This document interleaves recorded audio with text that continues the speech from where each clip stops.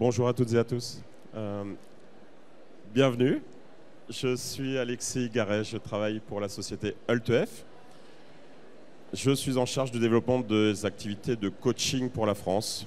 Nous avons 20 minutes à passer ensemble.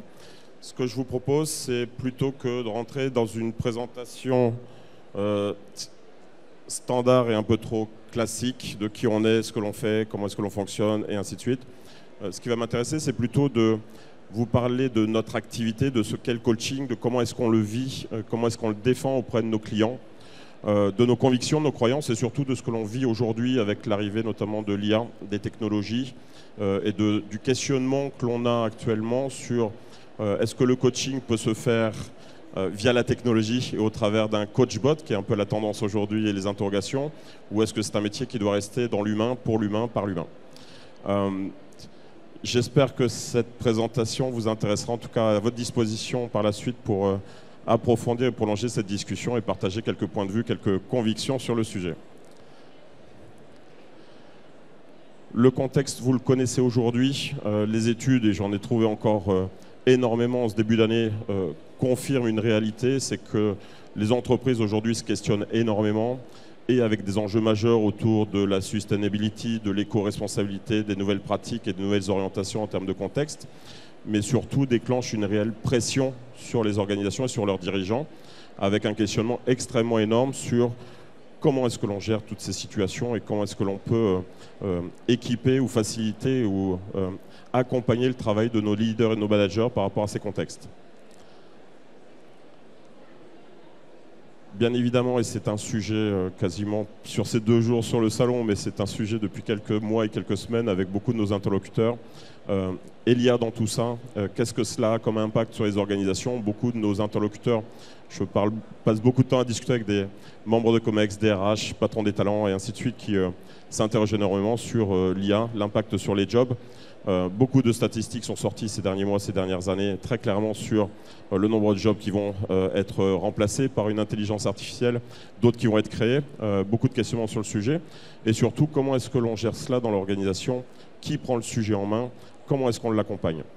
On a une réflexion de fond, nous, qui ressort très très fortement par nos spécialistes sur la partie techno, c'est que au-delà de l'IA, c'est-à-dire de l'intelligence artificielle, beaucoup d'enjeux sont sur la façon de nourrir cette IA, donc du travail sur la data, parce qu'on a pris conscience ces derniers temps, et vous avez énormément d'exemples sur le sujet, l'IA ne peut fournir un travail de qualité qu'à partir du moment où on maîtrise, où on la nourrit correctement, donc un enjeu énorme sur la data pour alimenter ce moteur d'IA.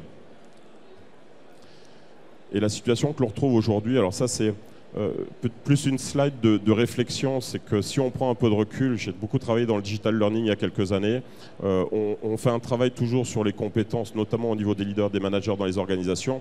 Aujourd'hui, on va parler de comment est-ce qu'on survit et comment est-ce que l'on gère ce contexte extrêmement changeant. On parle de réinvention. La réinvention, pour moi, va prendre plusieurs orientations dans ce que cela veut dire. On parlait de résilience il y a quelques années avec le Covid. On parle de réinvention aujourd'hui parce qu'il faut être créatif, il faut savoir appréhender une situation et savoir accompagner ces arrivées et ces impacts de l'IA notamment, mais également de la sustainability, mais également de tous les enjeux au niveau D&I et également au niveau performance et bien-être dans les organisations. Ça se traduit comment ? Beaucoup de nos spécialistes recherchent les critères clés. Quelles sont les compétences dont on va avoir besoin demain pour avoir un management, des leaders qui sont capables effectivement d'apprendre les situations et de prendre des décisions dans un contexte de plus en plus changeant. On parle d'esprit critique, on parle d'intelligence émotionnelle, on parle de créativité, de curiosité. C'est des choses que vous devez entendre un petit peu partout aujourd'hui qui se généralisent. On est toujours à la recherche de quelles sont les compétences qui vont être les bonnes compétences pour équiper les leaders, les managers, les collaborateurs dans l'organisation pour avoir une organisation qui perdure dans le futur. Si on en vient un peu plus précisément à ce qui nous intéresse aujourd'hui, en tout cas pour ma part, le coaching, quelques éléments d'information. Alors, je ne sais pas quel niveau de connaissance vous avez de ce qui se passe aujourd'hui, mais le coaching est un domaine qui était en très très forte croissance aujourd'hui. Et je parle de coaching business dans les organisations. On parle de 4,5 milliards de dollars de chiffre d'affaires aujourd'hui au niveau monde. Certaines estimations vont jusqu'à 20 milliards. Donc on a encore beaucoup de questionnements sur qu'est-ce qu'on considère comme du coaching, qu'est-ce que l'on prend en compte dans du coaching en termes d'accompagnement, de facilitation. Et là, on peut avoir des discussions très longues sur ce qu'est la réelle définition du coaching et qu'est-ce que l'on met dans le coaching. Ce qui est important à garder à l'esprit, c'est que ça a fait x2 en une dizaine d'années et qu'aujourd'hui, toutes les études qui sont faites sur les prédictions d'usage du coaching dans les organisations, c'est qu'on est quasiment à 70% des organisations qui ont commencé à regarder le coaching, prévoient d'investir, de le développer dans les 3 prochaines années. Donc c'est quelque chose qui va encore se développer aujourd'hui dans les organisations. Et vous allez voir, je vais vous en parler, que le coaching prend des formes bien différentes et adresse de nombreuses populations dans l'organisation. Je vous en parlais, aujourd'hui on vient d'une situation où on a tous connu le coaching réservé à une élite, entre guillemets, dans l'organisation. Le comité de direction se fait coacher de façon individuelle pendant un certain nombre d'heures, de façon très discrétionnaire et avec des mesures d'impact ou des objectifs pas toujours très clairs. Aujourd'hui, on est plutôt dans une phase où le coaching est déployé de façon très très importante dans les organisations, avec un accès au coaching de plus en plus généralisé dans les organisations. C'est-à-dire qu'on ne parle plus seulement des dirigeants, membres du comité de direction, on parle des exécutifs, on parle des managements intermédiaires. Et aujourd'hui, j'ai quelques sujets sur des collaborateurs qui ne sont même pas en situation de management, type retour de congé maternité, type retour de burn-out, accompagnement spécifique sur des populations qui ont besoin d'un accompagnement particulier, même si ce n'est pas un coaching développement personnel d'une dizaine d'heures, mais on va proposer un accompagnement avec un travail personnel qui permet effectivement de rechercher ce bien-être et cette performance à un niveau très très global au niveau des organisations. J'en viens à un sujet qui est extrêmement intéressant et qui me passionne pour ma part. On parlait de courbe de maturité quand on parlait de l'entreprise apprenante à propos du learning. On veut que tous les collaborateurs de l'organisation puissent se former quand il veut, quand il le veut, en lien avec son projet de développement professionnel, en lien avec les enjeux de l'organisation. On est en train de vivre ça aujourd'hui. Je ne vous cache pas que mes discussions aujourd'hui sont plus de on met à disposition du coaching, on verra bien ce que ça donne. Voilà un petit peu le niveau de maturité que l'on a aujourd'hui dans ce que je vois moi dans mes discussions.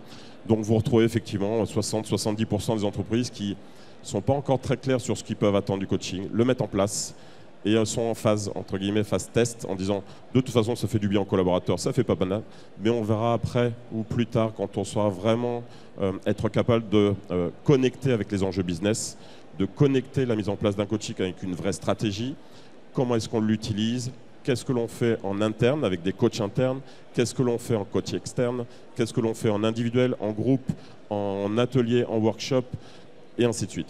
Donc ce niveau de maturité aujourd'hui, il est, je veux dire, c'est un bon début, mais on va voir les choses se structurer, c'est-à-dire que de plus en plus, on va parler de comment tirer le meilleur d'une stratégie de coaching, plutôt qu'on met du coaching en place et on verra bien qui s'en sert et quel retour on peut en avoir.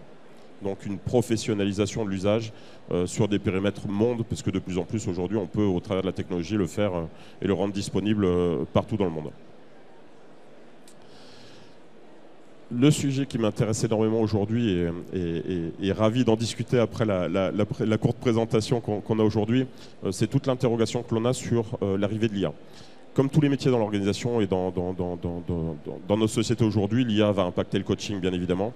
Il y a déjà un certain nombre de travaux qui sont très avancés, pour certains un peu moins pour d'autres, de ce qu'est un coachbot, si ça vous parle, donc un coach qui est un avatar animé par une IA. Aujourd'hui, il y a des travaux qui sont de plus en plus avancés par certains, avec une interrogation première, c'est on considère que le coaching est un travail d'humain, de l'homme pour l'homme par l'homme, et puis cette technologie arrive et commence à avoir des résultats extrêmement intéressants. Il y a des enjeux financiers aujourd'hui parce que le coaching est un investissement. En moyenne, il faut peut-être pour une dizaine d'heures considérer peut-être 5 000 ou 6 000 euros de budget par personne, donc c'est vite un budget gigantesque pour une organisation.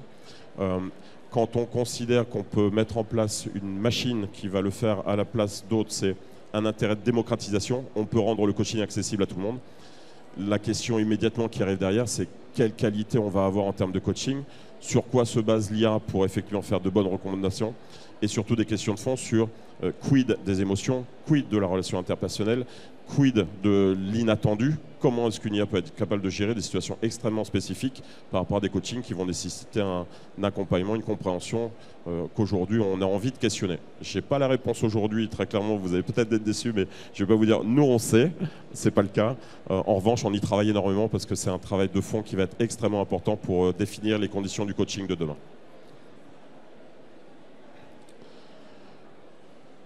Vous le retrouverez ici, on a beaucoup de travail sur le sujet d'un mix entre nos experts du coaching et nos experts de la tech chez nous. C'est un travail de fond qui est extrêmement important, comme je vous le disais.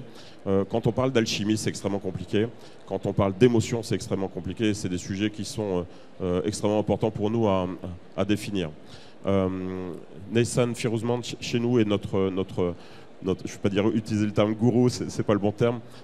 C'est un coach qui travaille pour nous sur justement ce qu'est la définition de l'offre de coaching aujourd'hui chez Alt-EF.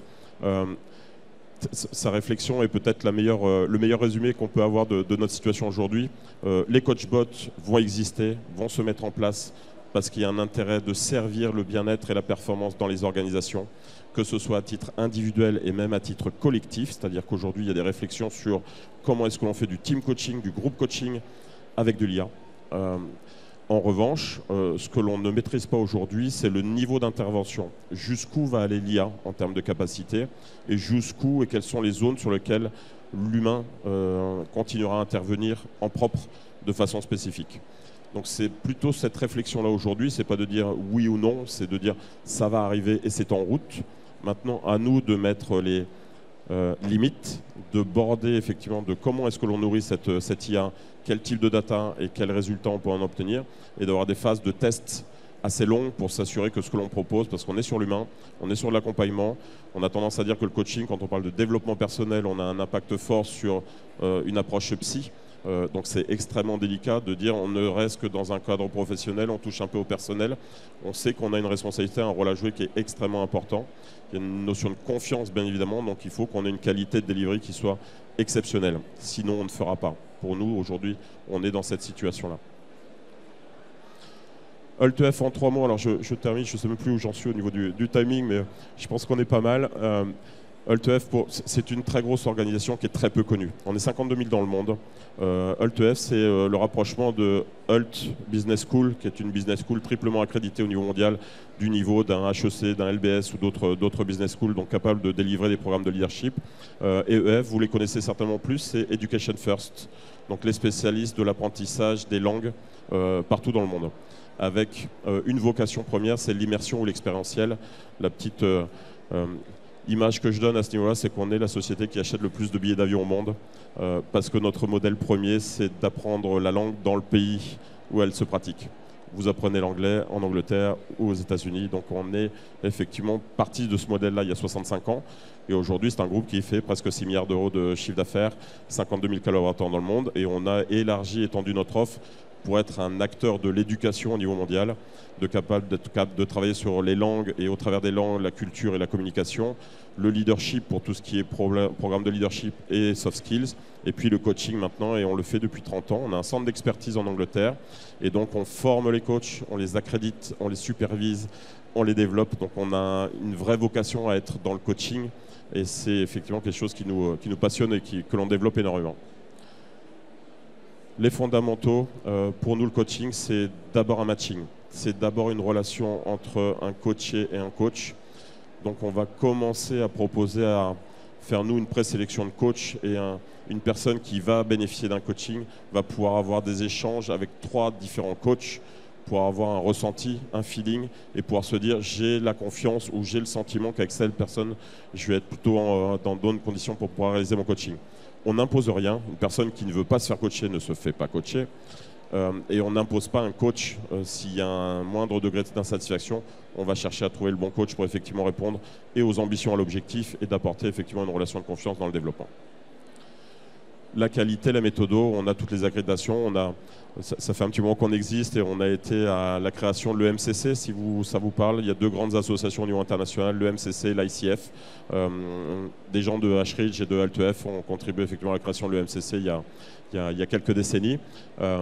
On a envie effectivement de faire évoluer la profession et de la suivre pour pouvoir y contribuer activement. Donc ça, c'est un de nos très très gros moteurs aujourd'hui.